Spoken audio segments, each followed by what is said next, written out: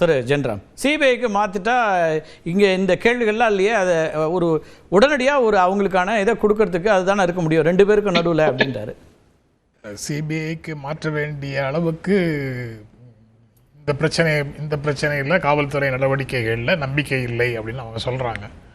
ஆனால் அப்படி நம்பிக்கை இல்லாமல் போவதற்கு எந்த விதமான கிரவுண்டும் இல்லை அப்படின்னு நான் நினைக்கிறேன். ஏன்னா தொடர்ந்து கோட்டீஸ்வரன் சுட்டி காட்டியதைப் போல தொடர்ந்து தவேகாவினுடைய மாநாடு தொடங்கி இப்போது வரைக்கும் அவங்களுடைய ஒவ்வொரு கூட்டமும் மக்கள் அங்கே வந்திருக்கக்கூடிய மக்கள் மயங்கி விழுவதில் தான் முடியுது. அது முதல்ல கான்ஃபரன்ஸ்லேருந்து விக்கிரவாண்டி கான்ஃபரன்ஸ்லேருந்து இதே போல தான் நடந்திருக்குது. அப்படி இருந்தும் இந்த தடவை பெர்மிஷன் கிடைக்கலன்னதுக்கு பிறகு நீதிமன்றம் படிப்படியாக நிபந்தனைகள் போட்டு நீங்கள் தான் அதற்கு பொறுப்பு என்று அறிவுறுத்தி அதற்கு பிறகு பெர்மிஷன் கொடுத்துருக்காங்க. அதுக்கப்புறம் போலீஸும் இதெல்லாம் நிறைய பேசிட்டு 2 அம்சங்களை நேரடியாக விமர்சனங்களை வைக்கிறாரு. இல்ல இது இவ்வளவு நடந்திருக்குல்ல, நடந்ததுக்கு பிறகு அவங்க கேட்ட 3ல் 1 தான் கொடுக்குறாங்க. மீதி 2 இதை விட மோசம் அப்படிங்கிறது காவல்துறையினுடைய பார்வை. அது நேரில் அவரும் சொல்லுவாருன்னு நினைக்கிறேன். எடப்பாடி பழனிசாமி பேசிய அதே இடத்துல இவர் பேசுறாரு. ஆனா அங்க அவர்கள் காலையில அந்த குறிப்பிட்ட பிரச்சனையில இதுல தான் அந்த அவருடைய தாமதமான வருகை, அதுக்கப்புறம் என்னென்ன பிரச்சனை அவர்கிட்ட இருக்குங்கிறது எல்லாமே இந்த இடத்துல தான் வருது. அவங்க பெர்மிஷன் வாங்கினது 3 PM. அண்ணாமலை சொல்றாங்க 3 to 10 தானே சொல்றாங்க. அதுக்கு இடையில தானே வந்திருக்கிறாரு. என்ன பிரச்சனை வந்ததை நான் சொல்லல. 3 PM அவர் பெர்மிஷன் வாங்குறாரு. அபிஷியலா காடஸுக்கு சொல்றது 12 மணிக்கு அவர் அங்க வந்துருவாருன்னு சொல்றாரு. அறிக்கையில 12 மணின்னு சொல்றாரு. எதற்காக? அது ஒரு டிசைன். 12 மணிக்கு அங்க வந்துருவாருன்னா முதல்ல போய் க்ளோஸ் ஆகி நிற்கணுங்கிறதுக்காக எல்லாரும் 9 மணிக்கே வந்துடுறாங்க. அப்போ 9 மணிலேருந்து கூட்டம் வருது. கூட்டம் சேர்ந்ததுக்கு பிறகு கூட்டம் வெளியில போக முடியல, அவங்க உணவு சாப்பிட முடியல, தண்ணீர் சாப்பிட முடியல. அதை கொடுக்கிற பொறுப்பை அந்த கட்சி ஏற்க மறுக்குது. இந்த இவ்வளவு கண்டிஷன் போட்டு அவங்கள ஆர்டர்லியா வச்சுக்கோங்க அப்படிங்கிறது உங்க பொறுப்புன்னு சொன்னதுக்கு அப்புறமா அதை அவ்வளவு செய்ய மறுக்குது. அதுக்கப்புறம் அவர் 3 மணிக்கு பெர்மிஷன் வாங்கினது அந்த பகுதிக்குள்ள 5 மணிக்கோ 6 மணிக்கு மேல வராரு. 1 மணி நேரம் அங்க தங்கி இருந்து வராரு. இது எதுல வருதுன்னா அந்த ஃபெமிலியாரிட்டி பிரீட்ஸ் கண்டெம்ப்ட் அப்படின்னு ஒரு பிலீஃப் இருக்குல்ல.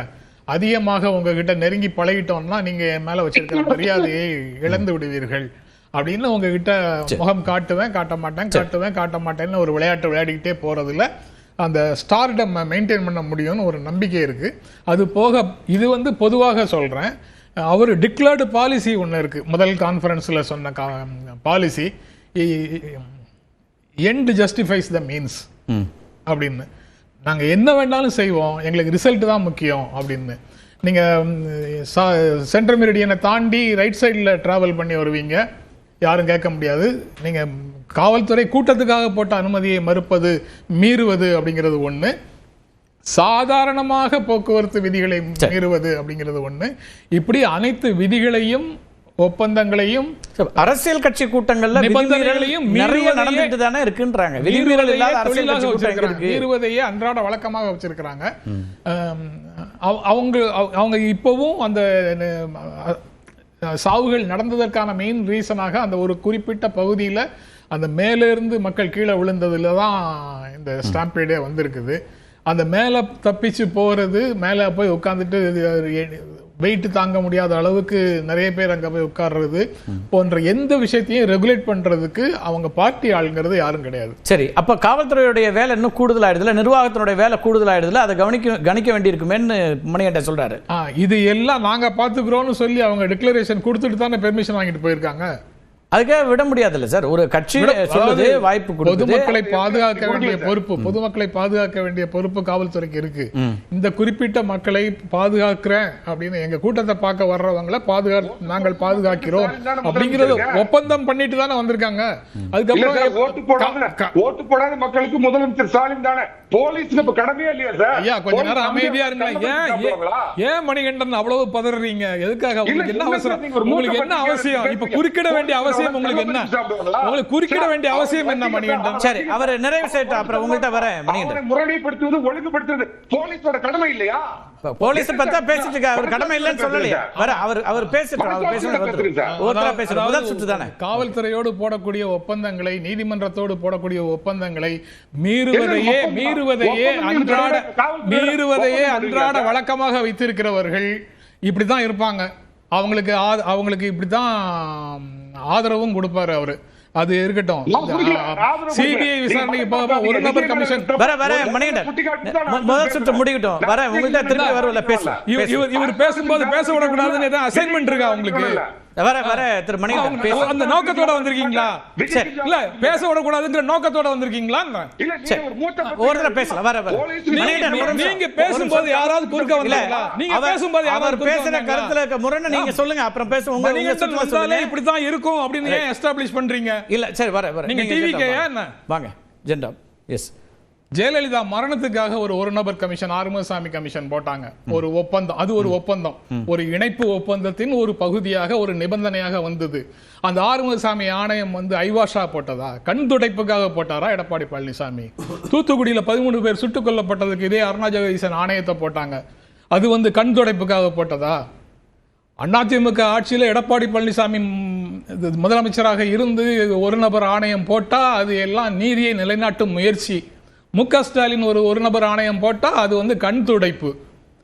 இதுதான் அரசியல். இதே பிரச்சனையில அன்று இரவு யாராவது ஏதாவது பேசினாங்களா? பாதிக்கப்பட்ட மக்களுக்கு ட்ரீட்மெண்ட் கொடுக்கறத தவிர எந்த அரசியல் தலைவரும் யாரையும் குறை சொல்லல, எந்த விமர்சனமும் வைக்கல. ஆனால் அடுத்த நாள்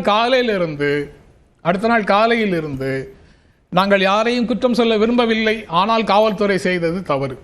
நாங்கள் யாரையும் குற்றம் சொல்ல விரும்பவில்லை, காவல்துறை அந்த இடத்துல பெர்மிஷன் கொடுத்திருக்க கூடாது. நாங்கள் யாரையும் குற்றம் சொல்ல விரும்பவில்லை, காவல்துறை எண்ணிக்கையை அதிகப்படுத்தி இருக்க வேண்டும் அப்படின்னு அவ்வளவு பேரும் அரசியல் செய்ய ஆரம்பிச்சிட்டாங்க. ஆனா என்ன சொல்றது, நாங்கள் அரசியல் செய்யவில்லை அப்படின்னு சொல்லிட்டு வந்த பலர் செய்தது எல்லாமே அரசியல்.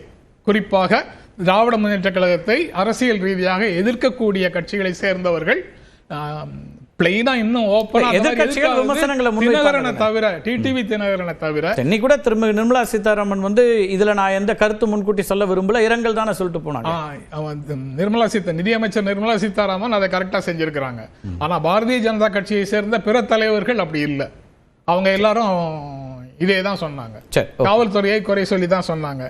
அதுக்கப்புறம் இடம் கொடுத்தது இதை விட அந்த 2 இடங்களும் நெருக்கடியான இடங்கள் அப்படின்னு சொல்றது இருக்குல்ல. அரசியல் செய்யறதுங்கிறது என்ன அப்படிங்கறது அவங்களுக்கு தெரியணும். இந்த மாதிரி மிஸ்ஆப்ல அரசியல் செய்யறது, ஒரு ராணுவ தளபதி, ராணுவ தலைவர், முப்படையின் தலைவர் ஹெலிகாப்டர் விபத்துல செத்தும் போது, இறந்த போதே இங்க அரசியல் செய்ய முயற்சி பண்ணவங்க அந்த என்ன கோட்பாட்டின் பின்புலத்திலிருந்து வந்தாங்கிறது தெரியும். அந்த மாதிரியான வேலைகளை தான் இங்கேயும் செய்யறாங்க. முதல் சுற்றுல எடுத்துக்கிறேன்.